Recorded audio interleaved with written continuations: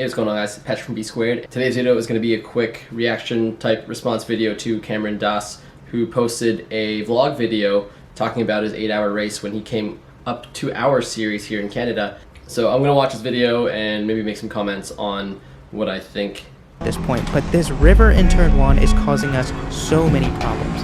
For some reason, the car behind me is actually gaining time massively through that river, like as if the river isn't even there. And to make matters worse... Okay, so he's talking about going through the river in turn 1. That river is going across the track from right to left, right under the Shannonville signs. The technique that I'm doing that makes it seem like the river isn't actually there, I'm spending less time turning while I'm passing over the river. So Cameron usually took a line on the left side and started steering early. I spent more time on the inside, had a shorter period where my tires were on wet, and I didn't start steering until after like a couple seconds or maybe like a half a second after I passed through that river, meaning my tires spent way more time on dry pavement than they did on wet pavement. So when I went through the corner, it was just full send. 944 takes the inside. He was going so quickly, I didn't want to waste too much time battling him when I thought our main rival might be this other BRZ, there we go. Which unfortunately got the inside line as well.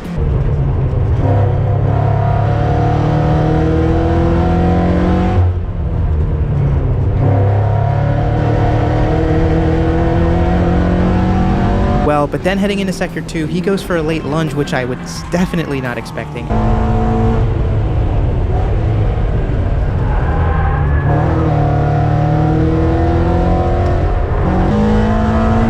I get on the marbles, and that gives him the inside heading into Sector 3. That was a good pass. You'll notice now 2 cars ahead of us is P2 again. So now the fight is very much alive again. Yeah, he came back and I was like, oh, let's go.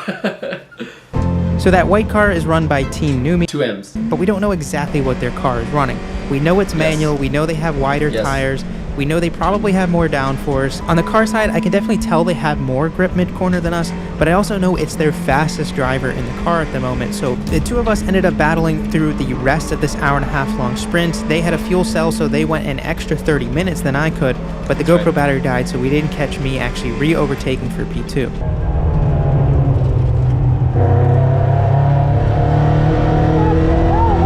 And I re-overtook him for P2 as well.